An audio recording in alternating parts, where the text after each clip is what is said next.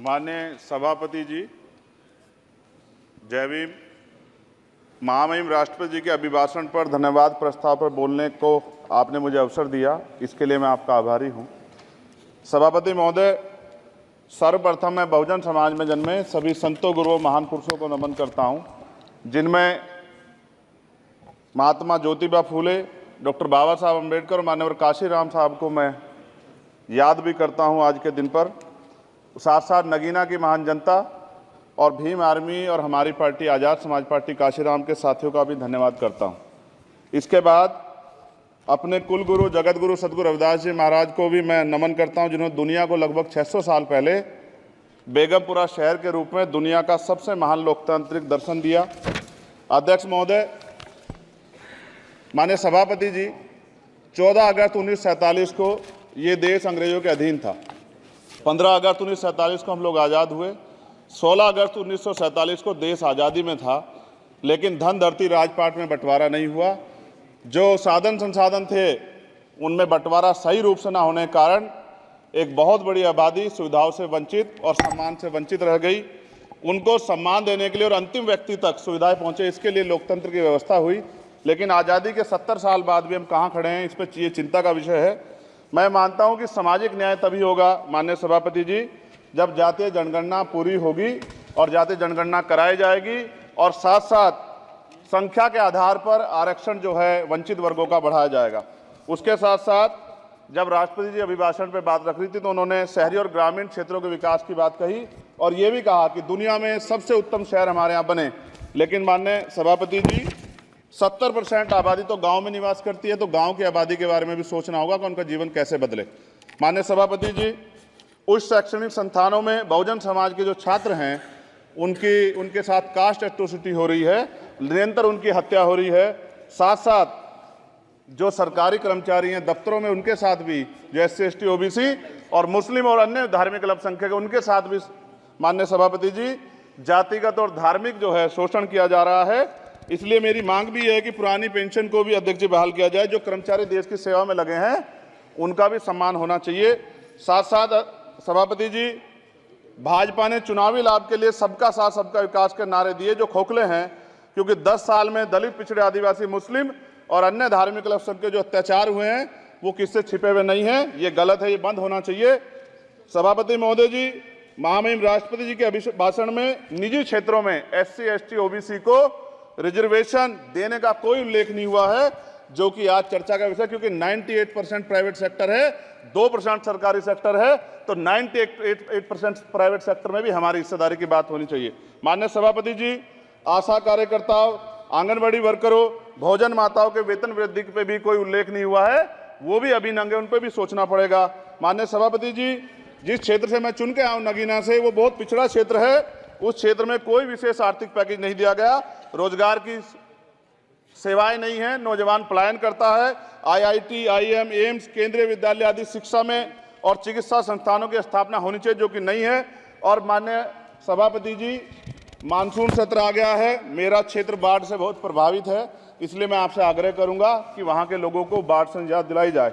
माननीय सभापति जी, चीन हमें आंख दिखा रहा है और लगातार हमारे देश की सीमाओं में घुसपैठ कर रहा है, इसलिए अग्निवीर योजना को हटाकर पुनः सेना भर्ती शुरू की जाए और साथ साथ भारत की सबसे प्राचीन व बहादुर रेजिमेंट में से एक चमार रेजिमेंट को पुनः बहाल करा जाए, ऐसा भी मेरा आपसे आग्रह है।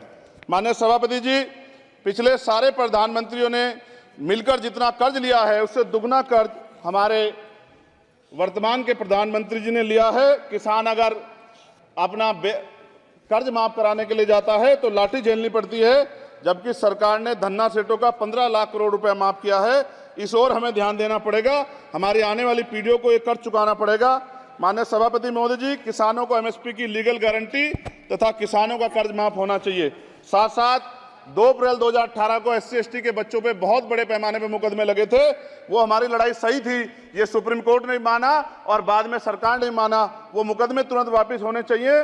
माननीय सभापति जी, प्रेस जो है उस पर भी शिकंजा कसा जा रहा है, जो पत्रकार सरकार खिलाफ बोलता है नौकरी से हाथ धोना पड़ता है। और सोशल मीडिया हमारा हथियार है, उस पर तरह तरह के प्रतिबंध लगाए जा रहे हैं और विरोध करने वालों को सोशल मीडिया हैंडल भी सस्पेंड करा दिए जा रहे हैं। साथ साथ सभापति जी, पेपर लीक और परीक्षाओं के कैंसिल होने से देश के नौजवानों का भविष्य खतरे में है। नीट, यूपी सिपाही भर्ती सभापति जी और 69,000 शिक्षक भर्ती में आरक्षण घोटाला हुआ है, कोई पूछने वाला नहीं, खून के आंसू रो रहे हैं बच्चे, बेरोजगारी का दंश युवा झेल रहे हैं। इसलिए मेरा आग्रह है कि युवाओं के लिए कृपया समाप्त करें चंद्रशेखर। माननीय सभापति जी, मैं पहली बार बोल रहा हूं, आप कहेंगे मैं बैठ जाऊंगा, मैं आपकी बात, मैं संवैधानिक मर्यादा का पालन करूंगा, मगर हम तो माननीय सभापति जी सुन ही रहे हैं। आप बोलिए, 1 मिनट। धन्यवाद। एक मिनट और बोलिए। अध्यक्ष सभापति जी, नारी सम्मान की बात करने वाली सरकार, हमने मणिपुर देखा सर, हमने पहलवान बेटियों का हर्ष देखा सर, और हमने सर हाथरस की बेटी का हर्ष देखा सर, और हाथरस के परिवार को जो वादा किया था सरकार ने वो भी पूरा नहीं किया। और महिलाओं में भी, स्पेशली दलित, पिछड़े और मुस्लिम वर्ग की, आदिवासी वर्ग की महिलाओं के साथ आज भी एनसीआरबी का डाटा कहता है सर जो जुल्म हो रहा है वो सहनीय नहीं है सर।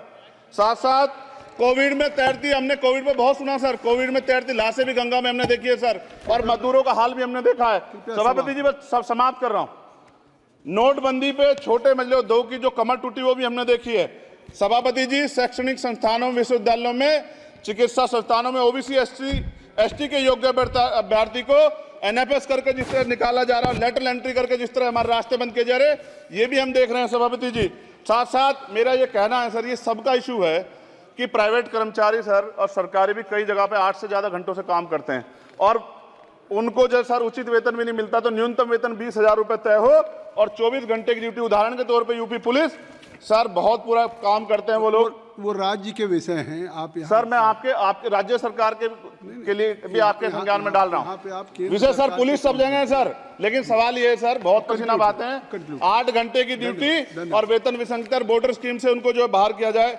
माननीय सभापति जी, 1 मिनट चाहिए सभापति जी। राष्ट्रपति जी ने धर्म के बारे में बात की थी, राम मंदिर से पहले हमारे गुरुघर तुगलकाबाद का फैसला आया था राष्ट्रपति जी, वो सभापति जी अभी तक दिल्ली में स्थित सदगुरु रविदास जी महाराज का गुरुघर नहीं बना। साथ साथ सभापति जी, अपनी बात को खत्म करते हुए मैं आपसे कहना चाहता हूं कि जितना देश दूसरों का है सर, इतना हमारा भी है। हम मरने के लिए पैदा नहीं हुए, जो चाहता है हमारी हत्या कर देता है। मूछे रखने पे, घोड़ी पे बैठने पे, मटकी छूने पे हमारी हत्या हो रही है। क्या बदला है सर 70 साल बाद भी? दलित, पिछड़े, मुसलमानों पे हिंसा नहीं रुक रही है सर। मेरा आपसे संरक्षण के साथ ये आग्रह है कि इन घटनाओं को रोका जाए और देश किसी की बपोती नहीं है, देश संविधान से चलता है सर और संविधान से चलेगा। संविधान छेड़खानी बर्दाश्त नहीं की जाएगी सर। धन्यवाद। अगर आप ये वीडियो YouTube पर देख रहे हैं तो हमारे चैनल को सब्सक्राइब करें और बेल आइकन को दबाना ना भूलें। अगर आप Facebook पर ये वीडियो देख रहे हैं तो हमारे पेज को लाइक करें।